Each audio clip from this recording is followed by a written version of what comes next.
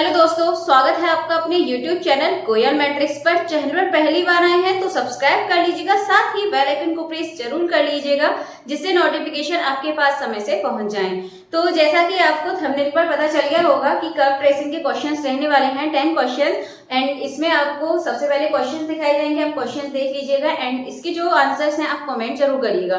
फिर लास्ट में उनके मैं आंसर आपको बताऊंगी, तो आप चेक कर लीजिएगा कि आपके टोटल 10 में से कितने क्वेश्चन सही हुए हैं। तो वीडियो को स्टार्ट करने से पहले आपसे एक चीज और कहनी थी कि जो दो लाइव क्लास थी, मैंने 2 लाइव क्लास ली थी इन्हीं टॉपिक से रिलेटेड, तो आप उनको जरूर देखिएगा। यदि आप उन दोनों लाइव क्लास को देखने के बाद इन क्वेश्चंस को करेंगे तो बहुत ज्यादा आसानी होगी, आराम से आप आंसर्स को बता देंगे। चलिए फिर स्टार्ट करते हैं और वीडियो को लास्ट तक जरूर देखिएगा, साथ ही अपने फ्रेंड्स में शेयर भी कर दीजिएगा। चलिए आइए, फर्स्ट क्वेश्चन है आपके सामने, the curve x y = c is symmetrical about. Options आपके सामने है, फटाफट से कर दीजिए आंसर कमेंट।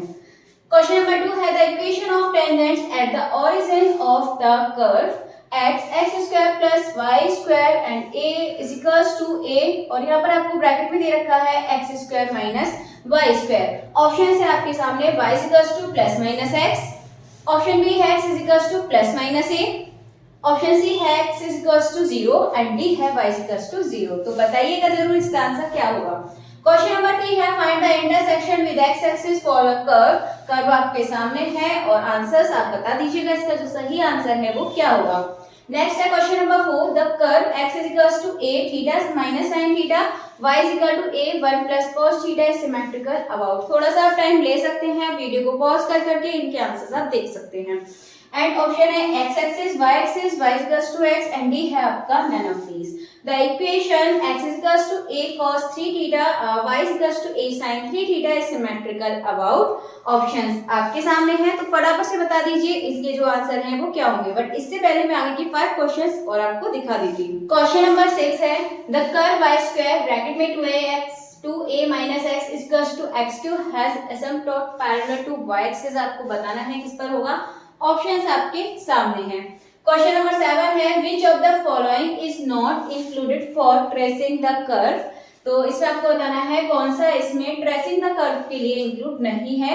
अगर आप वो क्लास देख लेंगे लाइव वाली तो फिर आपको बताने बिल्कुल भी दिक्कत नहीं होगी। ऑप्शंस है रीजन, सिमेट्री, रिफ्लेक्सिव या फिर एसिम्पटोट।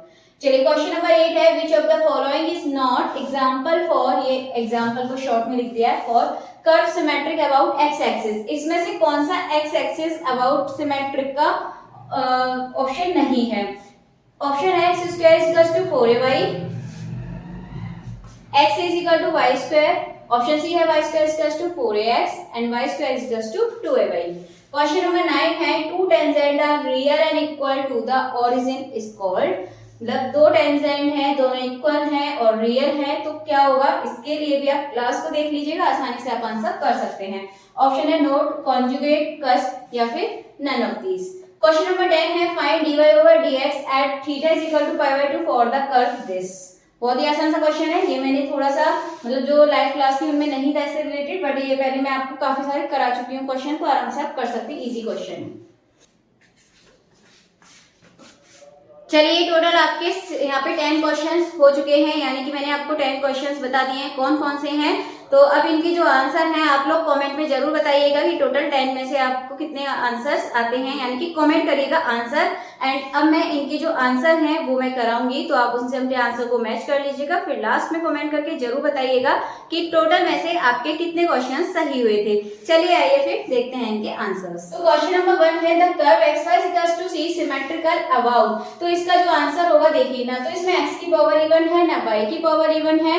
जब ये दोनों कंडीशन नहीं होती है तो फिर हम चेक करते हैं x की जगह y पुट करके।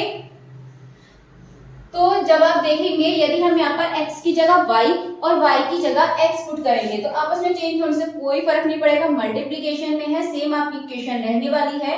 तो x एक्सिस होगा नहीं, तब होता है जब y की पावर इवन होती, y एक्सिस तब होता है जब यहाँ x की पावर इवन होती। दोनों ऑप्शंस नहीं है, y = x यानी कि सी ऑप्शन आपका ये हो जाएगा। ठीक है। क्वेश्चन नंबर 2 है, the equation of tangents at the origin of the curve. Curve आपको इधर गिवन है और इसके आंसर्स बता दीजिए। जब आपसे पूछे टेंजेंट एट द ओरिजिन, तो इसके लिए आप क्या करेंगे, इसके लिए आप सबसे पहले इसमें लीस्ट टर्म देखिए कौन सा होगा, जिसकी पावर सबसे कम है। देखिए यहाँ तो x की पावर 3 हो जाएगा, मल्टीप्लाई करेंगे इसमें करेंगे x y square is equals to हो जाएगा ए एक्स स्क्वायर और ये हो जाएगा ए वाई स्क्वायर।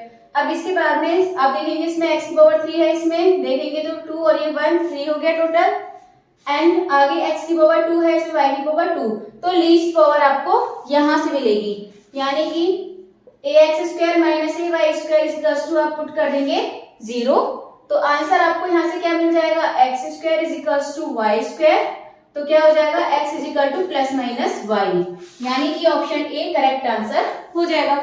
एंड आगे देखते हैं question number 3, find the intersection with x axis for the curve. Curve आपको इधर गिवन है एंड ऑप्शंस भी हैं, तो आंसर आपको कमेंट करके बताना है। तो देखिए कर्व है आपके सामने x y square is equals to 4a, यहाँ पे स्क्वायर है और ब्रैकेट में है 2a माइनस एक्स, तो इसके लिए हमें क्या करना है, जब आपसे x एक्सिस बोले तो आपको क्या करना है, y इक्वल्स टू 0 पुट करना है।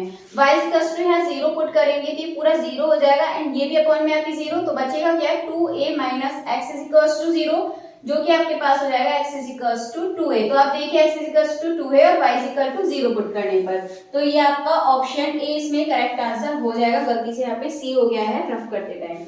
एंड क्वेश्चन नंबर 4 की तरफ चलते हैं। तो the curve x is equals to a theta minus sin theta y is equals to a 1 plus cos theta is symmetrical about. तो ध्यान रखिएगा जब इस तरीके की इक्वेशंस होती हैं तो आपका जो आंसर होता है ये होता है आपका y एक्सिस, ठीक है।